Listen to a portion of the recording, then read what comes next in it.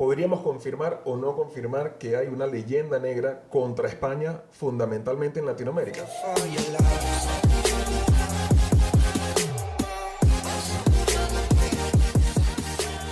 El día de hoy vamos a conversar sobre el odio posible que ha salido en el periódico del ABC con un artículo súper característico que estábamos leyendo justo ahora, está por aquí.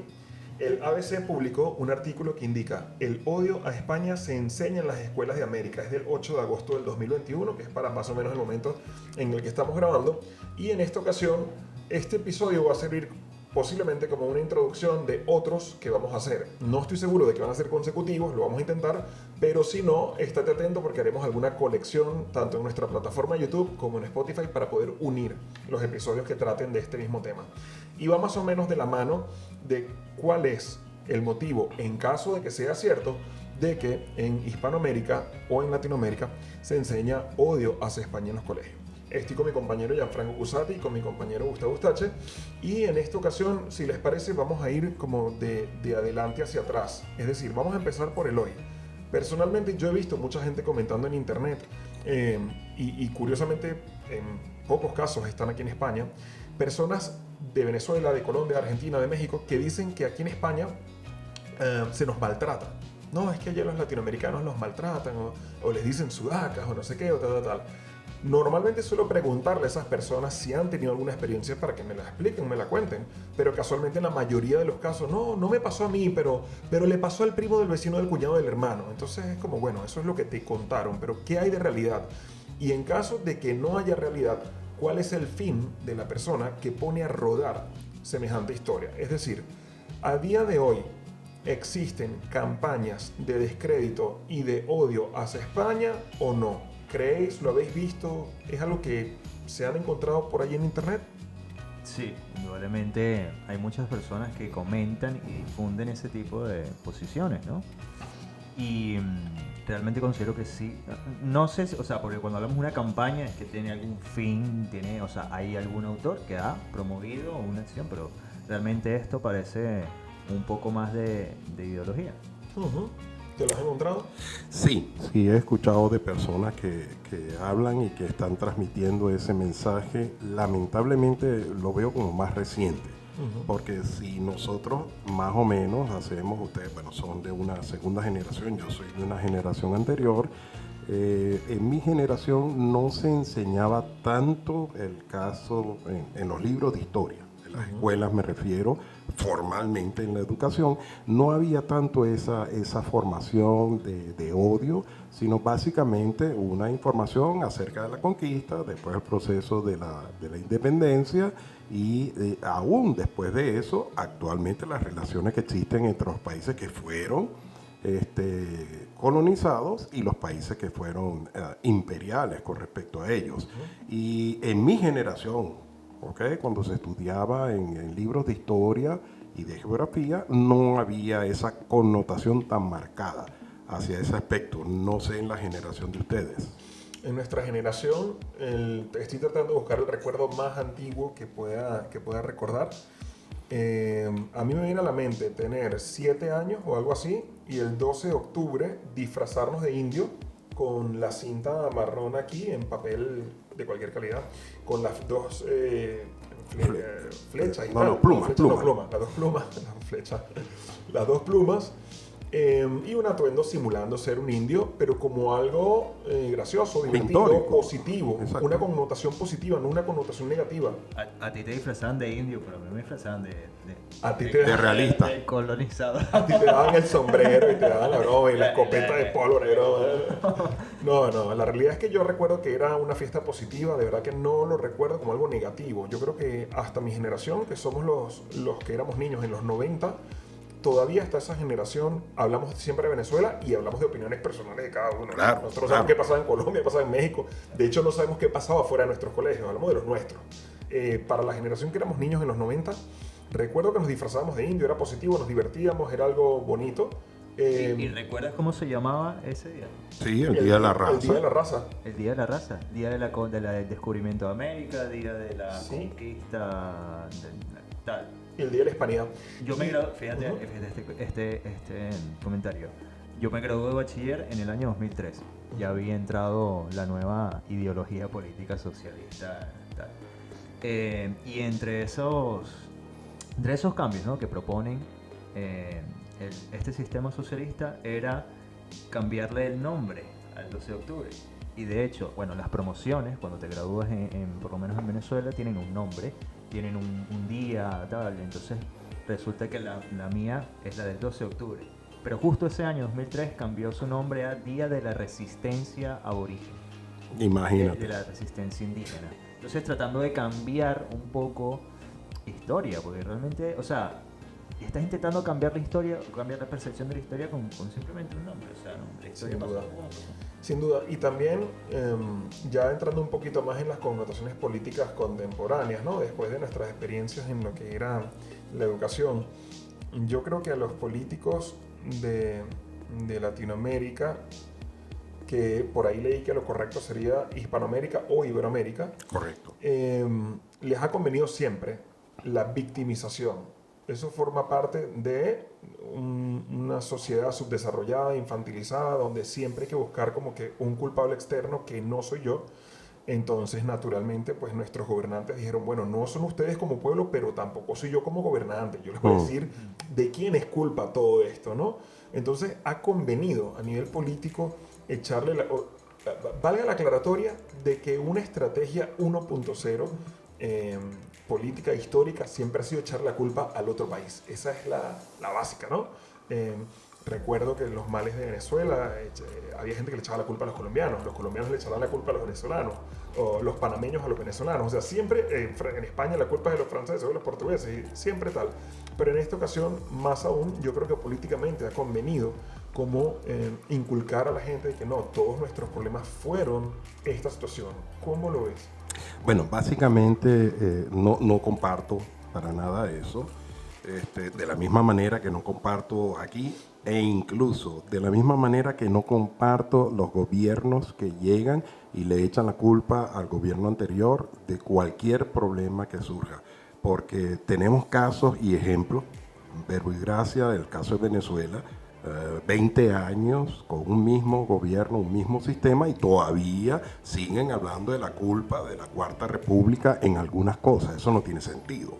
Si tú no has resuelto en 20 años problemas, entonces sencillamente es que no estás en capacidad de hacerlo. Mejor quítate y deja que alguien venga que sí lo pueda hacer. Pero respondiendo a la pregunta anterior, obviamente, desde la conquista, estamos hablando del siglo final del siglo XV, principio del siglo XVI. Correcto. ¿Okay? Y que es un periodo breve, porque las luchas de independencia se dan en el siglo XIX. Estamos hablando del siglo XVI, o sea, hay 3 siglos de diferencia entre uno y otro. Y después de la guerra de independencia, estamos hablando del siglo XIX, hasta el siglo XXI que estamos viviendo, no podemos seguir echándole la culpa a lo que sucedió allá. Hemos tenido una oportunidad como países independientes de hacer lo que nosotros considerábamos correcto, y si no lo hemos hecho, no es culpa de un tercero. ¿Okay? Y aprovecho la oportunidad para introducir algo que es bien importante. Y quiero hacer un llamado a todas esas personas que ven España como como el conquistador, el imperialista, que llega con la cruz y la espada, ¿entiende?, a establecer. Pero si se dan cuenta, en la mayoría de los libros de historia reciente se salta de ahí a la guerra de la independencia. Y como acabo de decir, obvian 3 siglos de historia, que ese es el proceso de colonización. Es decir, el proceso en que Hispanoamérica o Iberoamérica tenía 2 virreinatos, en pocas palabras. Esto era Venezuela era territorio español, Colombia, Quito, México, todo eso era territorio español. Es decir, era tan español el que nacía ahí como el que había nacido aquí. Correcto. Legalmente. De hecho, la Constitución, quiero recordar, de 1810 reconoce a los españoles de ultramar como españoles. Correcto. O sea, los españoles del otro lado del océano los reconoce como españoles. Son españoles. Entonces, hay 2 virreinatos, el virreinato de Nueva España y el de Nueva Granada.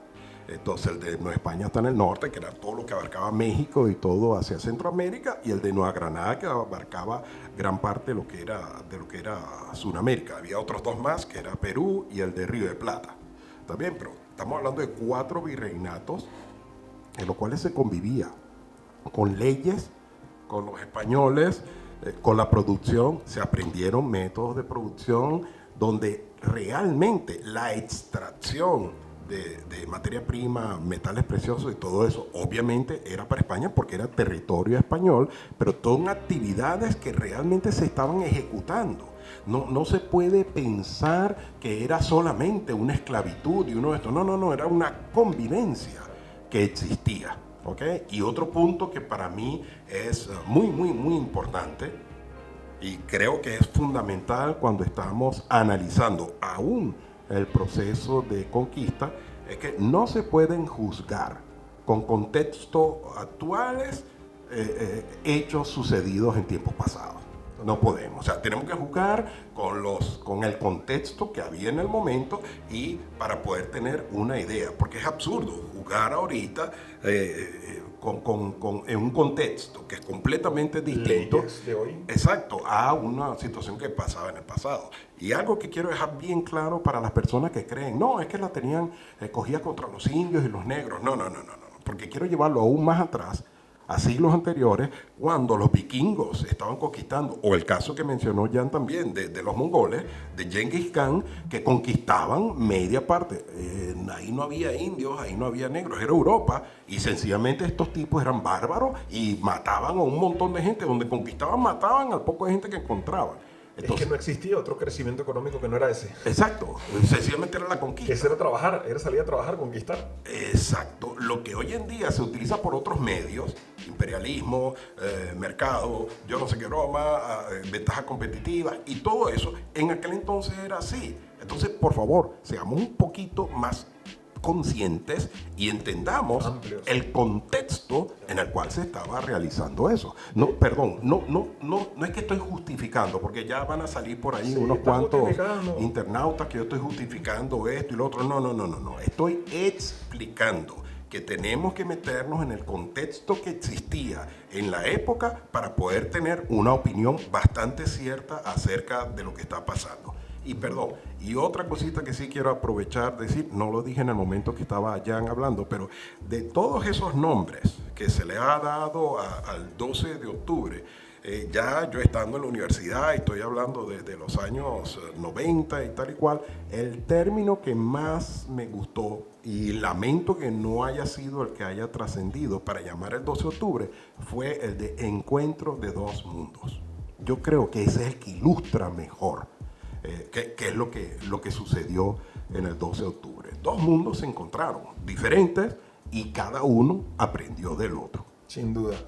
Que una seguidora en YouTube, de hecho, nos aportaba en estos días un detalle que, hablando de la contextualización correcta de los hechos, y decía que debemos recordar que las principales capitales europeas no quedan en la costa, porque estar en la costa era un peligro.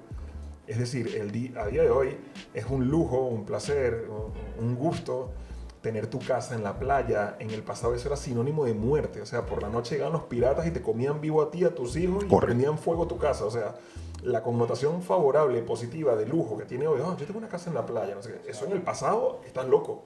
O sea, tú tienes que estar en una montaña lo más alto posible para poder ver quién viene y que te dé tiempo de tomar las previsiones necesarias, ¿no? Entonces, me resulta súper interesante en base a lo que comentabas de que no saquemos de contexto lo que sucedió antes, juzgándolo con las leyes morales y legales hoy. No, es que eso era inmoral. Bueno, en aquella época no era inmoral. En aquella época salir a invadir era lo lógico. O sea, ¿qué hacemos hoy? Lo mismo ayer, invadir. O sea, ¿sabes? Eso es lo de todos los días, ¿no? Y protegernos de que no nos invadan. Porque a veces te crees que es que invadía uno solo. Todo el mundo estaba buscando a ver cómo voy a por ti. El día de hoy estamos dando como una entrada bastante superficial. No somos especialistas del tema, pero cada uno ha tenido sus vivencias, ha podido leer, ha podido recibir diferentes impactos. Y estamos hablando sobre los impactos que cada uno ha recibido a través de las redes sociales, a través de los medios de comunicación, a través del colegio, a través de su vida a lo largo en general, bien, y tratando de entender si puede haber detrás de toda esta circunstancia alguien, país, sociedad o grupo con intereses en que la imagen de España se viera opacada, ¿okay? Como imperio, como nación, como conquistadores, y la mejor forma es victimizando al oprimido. Por aquí encontré en internet en El Mundo, Marcelo Gullo es profesor, según indica, Relaciones Internacionales de Argentina, de Rosario. Escribió un libro que se llama Madre Patria, ¿okay? Y allí rebate desde América Latina la leyenda negra española. Y hay una pregunta excelente que le hicieron. Le preguntan sobre el tema de los antropófagos. Y básicamente él viene a repetir un argumento que para mí tiene sentido, tiene bastante explicación. Y lo que él dice es, a ti te cabe en la cabeza que 500 conquistadores, 2000 conquistadores, 10.000 conquistadores pudieran encontrar una civilización de 8 millones de personas. O sea, por poca defensa que tuvieran, ¿tú crees que 8 millones de personas no habrían podido contra 5.000, 6.000 conquistadores? Y para mí tiene bastante sentido ese argumento, tiene bastante peso. Habría que profundizar, habría que detallar, bueno, situación armamento, situación alimentación, situación ideología mística, porque también los indios tenían una serie de aspectos del dios sol, el dios tal, va a venir del mar. En la famosa historia que creo que a todos nos contaron en el colegio, de que los indios creían que los hombres a caballo eran uno solo, eran un centauro que se desmontaba. El indio creía que era un centauro desmontable. Este es doble. Este está difícil, que juro, pero este es doble. Este está más difícil todavía. Y se desmonta y se monta cuando quiere, imagínate. Entonces aquí le preguntan a este autor, volviendo al artículo, le preguntan cómo fue después de la conquista la liberación. Y él lo que dice es, hubo otro imperialismo, pero no fue embrutecedor. España llenó América de miles de hospitales gratuitos y de 410 universidades y fundamentalmente fundió su sangre. El hijo de Cortés fue mestizo y fue a la corte. ¿Dónde está el racismo ahí? ¿Dónde las políticas de exterminio? Él es un especialista, ha estudiado, presumo que tendrá argumentos históricos para poder plasmar esto en un libro, presumo. No he leído su libro, es un artículo que en nuestra investigación hemos estado encontrando, al igual que hemos encontrado detalles sobre qué es la leyenda negra española. Es un artículo que pueden buscar en internet, es súper amplio, súper extenso, pero en resumen, según estuvimos hablando, viene a recaer como la justificación de algunas potencias diciendo nosotros no fuimos tan malos, peores fueron los españoles, y otros diciendo nosotros éramos malos, pero es que mira lo malos que eran los españoles, ¿correcto? Claro, claro. O sea, y otro aspecto, resaltando lo que está diciendo el autor ese que mencionas Marcelo ahora, Gullo. me vino a la memoria, por ejemplo, yo soy egresado de la Universidad Central de Venezuela, ¿ok? Y la Universidad Central de Venezuela fue fundada en 1721, es decir, antes que la República. Correcto. Yo estudié en una universidad que existe antes que Venezuela fuera república, que fuera país. Quiere decir que fue fundada siendo española. Correcto. En el siglo XVIII, Venezuela era una capitanía general de España, dentro del virreinato de Nueva Granada. En ese contexto es que se funda la Universidad Central de Venezuela. Que todavía persiste hoy a pesar del gobierno. Correcto, a pesar. Es que, de hecho, esa satanización de España, lo que viene a hablar es de ese proceso de independencia, porque es bien lo que dice Gustavo, hubo 300 años, más o menos, desde que llegaron los españoles hasta esa independencia, en donde se construyeron bases de la sociedad que hoy en día utilizamos. Sí, señor. Sí, Y señor. que debemos recordar que en el momento en que nos liberamos de los conquistadores, también nos liberamos de nuevas fuentes de información, nos liberamos de ese oxígeno que en aquella época, pues evidentemente no había un internet, no había un teléfono, no había las facilidades de información y acceso que había hoy. Entonces, de alguna forma, claro, se fueron para lo malo, pero también para lo bueno. O sea, realmente nos lo quitamos para todo. Y cuando hablábamos sobre juzgar los hechos pasados con las leyes morales, con la actualidad, ¿no? Muchos de los comentarios que se ven por ahí es que han saqueado todo el oro de... Sí, pero en esa circunstancia, cuando estaban los aborígenes, los indígenas, el oro era... qué fastidio esto, ¿dónde está la comida? ¿Sabes? Correcto. Es que... es No muy fácil, tenía el valor. Claro, no tenía el valor. Es muy fácil jugarlo ahora que entendemos por todos los Correcto. avances tecnológicos el valor de las piedras, del oro y tal. Pero en aquel momento no, en aquel momento, quita esta piedra amarilla, quiero esta. ¿Dónde estará el pescado? Claro, Exacto, esto me Eso es estorba. lo que tenía el valor. Exacto. Posiblemente habría que haber habría quedado desechado, habría quedado enterrado por allí. O sea, no lo habríamos... La gente es muy fácil contextualizar con el hoy y el mañana. No, lo habríamos acumulado y tendríamos montañas guardadas de oro. No lo haríamos. No lo haríamos ni considerado. Bueno, que también, que Venezuela tiene un poco de petróleo, pero si no lo proceses, sino nada, bueno, está. Ajá, lo tienes, está bien. Ahí está. Qué buena explicación. Y ahora, qué buena explicación. Y ahora... Vamos a suponer que en vez de petróleo tenemos oro. Ahí está. Exacto, está ahí adentro y no tenemos cómo sacarlo. También en el aspecto cultural, ¿ok? Quiero mencionar un ejemplo que es en el caso de la isla de Haití, era la isla de la Española. Haití históricamente es el primer país que una revolución de negros esclavos ha ganado, primera y única en la historia de la humanidad. Aparte de eso, quiero decírselo a muchas personas que quizás no lo saben, fue el primer país de América Latina que se independizó. Después de Estados Unidos, en 1776, viene Haití en 1804. Mucho antes que el resto de los países de América Latina. Ahora, ¿qué sucede cuando Haití se independiza? Cuando gana esa revolución de negros esclavos, el líder, uno de los líderes que era de apellido Christophe, que de paso en estos días leí que su esposa tuvo una casa en Inglaterra, ¿okay? Y era conocida como la reina Christophe, o sea, la esposa de él. Christophe discute con otro de los líderes, que era Alejandro Petión, que sí sabemos por Venezuela que ayudó a Simón Bolívar en la expedición de los Cayos, las dos expediciones. Entonces, la discusión entre estos dos líderes es porque el concepto de Christophe es que a todos los colonizadores que quedaron blancos había que matarlos, franceses. Y Petión le dice, pero si matas a todos los colonizadores blancos franceses, ¿quién nos va a enseñar las letras y las artes? Nuestros esclavos no saben leer ni escribir.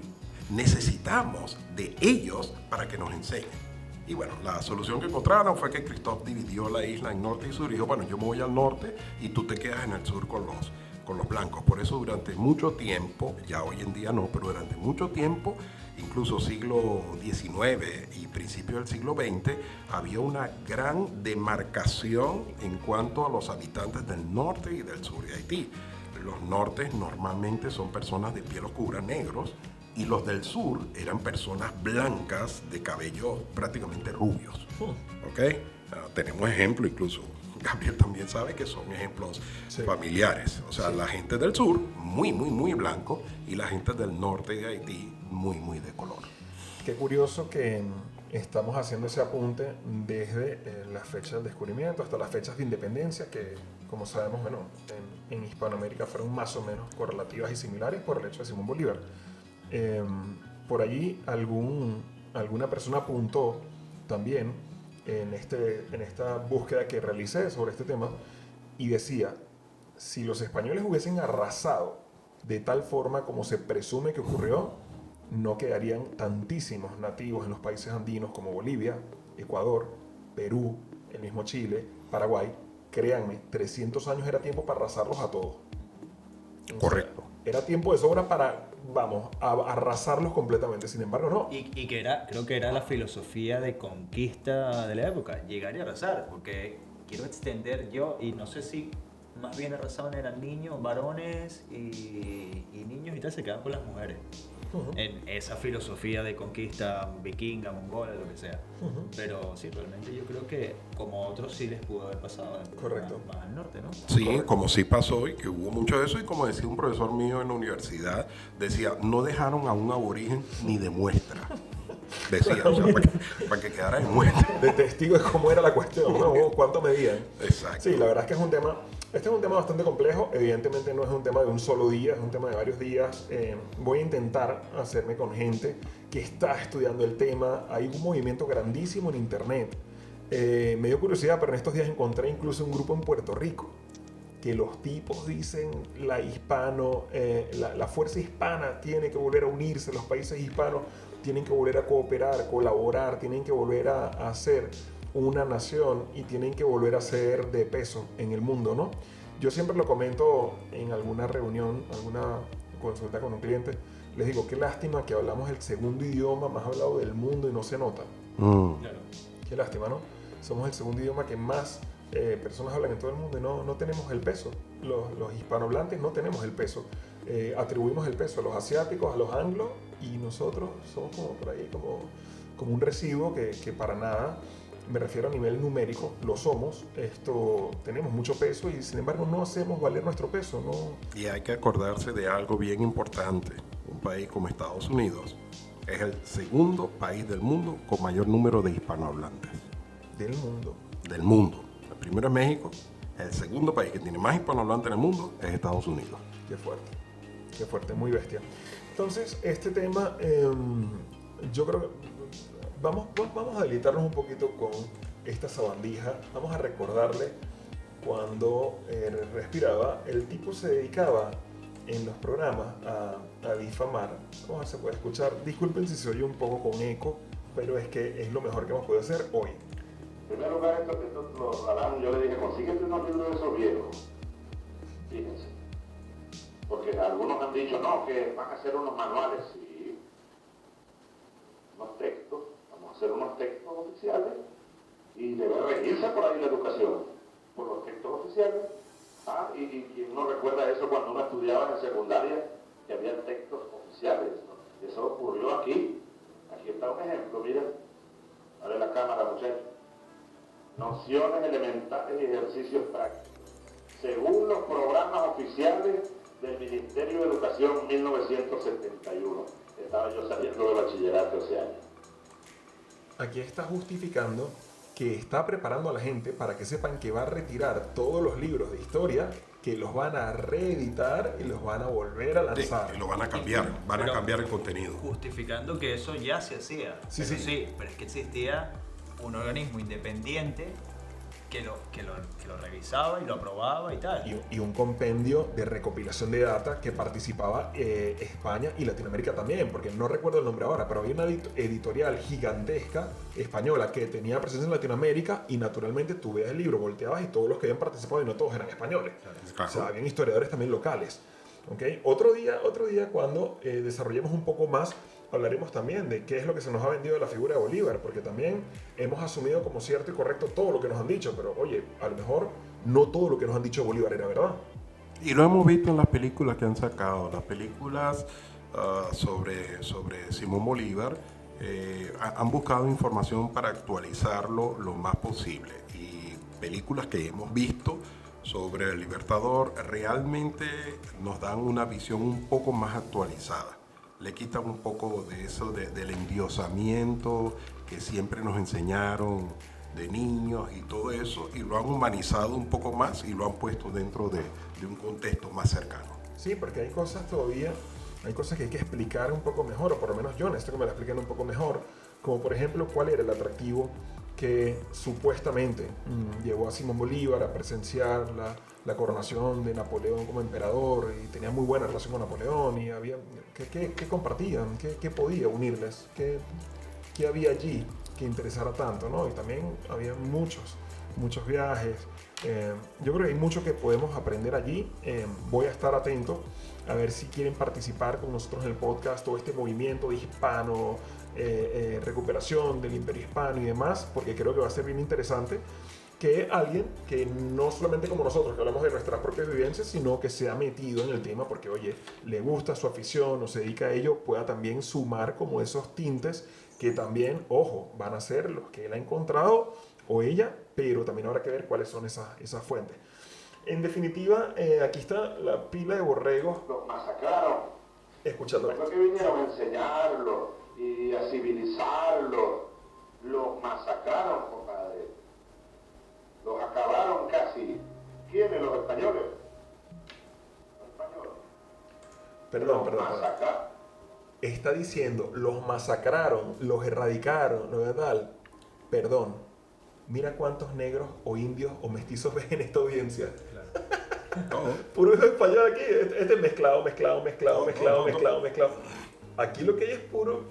Aquí es puro criollo. Puro mestizo. Aquí lo que es puro mestizo, puro criollo. O sea, y aquí, o sea, ¿de qué está hablando? Si hay una mezcla aquí, pelo rizado, color blanco, pelo rizado. O sea, una cantidad de gente que realmente lo que hizo fue demostrar la mezcla de ojos en Venezuela, Colombia y muchos países también de Hispanoamérica hoy. te puedes encontrar un venezolano como Gianfranco, que es blanco, de cabello castaño y tal, yo que es un cabello rizado, que soy moreno tal, te puedes encontrar un negro como este móvil, te puedes encontrar un rubio pálido como este mouse, o sea, realmente hay una mezcla profunda, evidentemente irreversible, pero una mezcla que viene a demostrar, y ojo, porque también tenemos compañeros que sí son del interior del país, mucho más morenos, con unos rasgos como mucho más digamos, entre comillas, locales o regionales, y que vienen a demostrar que, por ejemplo, en el interior de Venezuela, de hecho, yo recuerdo haber visto en Caracas todavía Yanomamis, los guayú. Yo llegué a ver indios guayú en Caracas. O sea que es una cuestión que todavía, bueno, a saber ahora, claro, circunstancias, pandemia, crisis económica, la destrucción de esta gente que supuestamente venían, a ellos también les prometieron no sé qué historias y los han arrasado, han acabado económicamente con el Amazonas, han dilapidado los supuestos recursos esos que si hoy los tuviéramos estaríamos súper bien. Ellos, lo poquito que tenían los han dilapidado ellos mismos. Quiero añadir, Jan, que fue muy interesante ese aporte, que este también lo comentan siempre los españoles. Dicen, sí, yo no voy a negar de que en el proceso de conquista trajimos oro y tal, pero tranquilo que a nosotros nos lo quitaron, o sea, los rusos nos lo quitaron en la guerra civil, la república, o sea, que no se preocupen que no hubo nadie que terminó ganando y dice, bueno, yo gané definitivamente, porque también alguien se lo ha quitado a los rusos, entonces. Exacto. Entonces, bueno, en definitiva... bueno, una ocasión, y muy interesante esto que estás diciendo, una ocasión en uno de sus discursos, es la rueda de prensa que da el presidente de México, López Obrador, surgió con ese discurso también anti-tal, y uno de los periodistas le dijo, bueno, con todo respeto, o sea, los dos apellidos suyos son de... Españoles. Españoles totalmente, quiere decir que usted es descendiente de esa misma gente, así que, porque su apellido no es ni Chapultepec ni nada. Ni Cuauhtémoc. Exacto, o sea, sus apellidos son López de esos Obrador. mismos. López Obrador, así que usted también es descendiente de esos mismos que usted está. Y el hombre se ofendió y se ofuscó. No le gustó mucho, no le gustó mucho. Para nada. Cosas que pasan con los dictadursuchos de allí. Bueno, básicamente el día de hoy hemos dado un pequeño repaso por encima de las vivencias de cada uno. Como siempre hacemos en este podcast, cada uno habla de sus vivencias, de lo que vivió, de lo que ha recibido, de lo que ha podido obtener a nivel informativo. Y también lo que intentamos con esto es hacerte partícipe, que tú puedas apuntar, que puedas escribir. Si este es un tema que te gusta, que has estudiado sobre él, ponte en contacto. ¿Por qué no? Podemos invitarte a nuestro podcast y seguramente puedes contar mucho más sobre esto. Es un tema que nos interesa. Creemos que los hispanos podemos ser mucho más determinantes a nivel mundial de lo que somos a nivel político, económico, social y cultural, pero para ello tiene que haber también, evidentemente, una unión entre hispanohablantes. Y todo lo que nos ayude a entender mejor la historia desde el punto de vista más objetivo posible, estoy seguro de que nos ayudará a poder finalmente limar asperezas que pudieron haber quedado por historias tergiversadas, por historias manipuladas o por historias inexactas o directamente descontextualizadas que, bueno, ocurrió y no hay que darle más vueltas, y enfocarnos hacia el futuro, enfocarnos hacia adelante. Así que no sé si hay algo que se nos haya quedado pendiente en este primer episodio de lo que va a ser, espero, varios, no consecutivos necesariamente, porque es un compromiso que no puedo asumir, pero sí a medida que vayamos incorporando sobre este tema que debe ser regular, seguramente los iremos compilando juntos.